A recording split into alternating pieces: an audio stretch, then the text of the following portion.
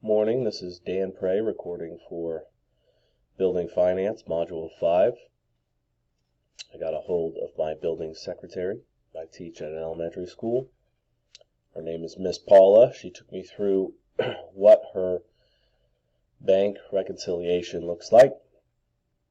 She talked about taking money every day and recording it into a computer program, MAPP. She deposits once a week. She keeps the money in the safe, which is in a back room,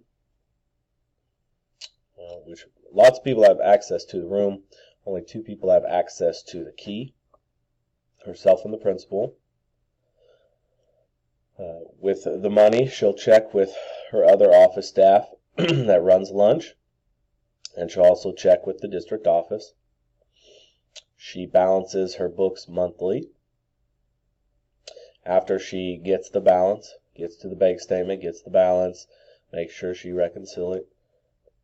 she has reconciliation for both. She'll write up a report to the principal and the school board that will be shared monthly.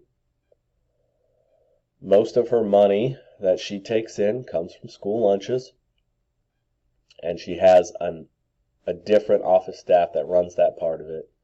So it's a good way to safeguard against the money coming in. As the chapter read, most important points that I took away from the chapter are that you must have a good bookkeeper.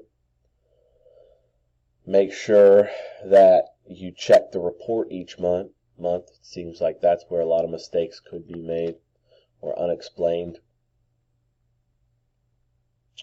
Reconciliation that you need to find is just by checking the bank statement. I teach the Dave Ramsey class, and the one was that it had an acronym down there for is the GOD line, and it kept coming up, and it was God only knows. So make sure we don't have any of those in there. At the end of the day, the money must equal with what the bank has. And reconciliation is one of the most important parts of safeguarding our money for the school. So we need to make sure that that's happening and that we're looking at those reports. The videos that showed were how to reconcile a bank statement. So it took us step by step. So we start off with the cash book and bank statement check-off sheet, and you're going back and forth and you're checking off to make sure each one lines up. You record the items off the bank statement. The balance off the cash books carries down the total. You find any unrecorded items.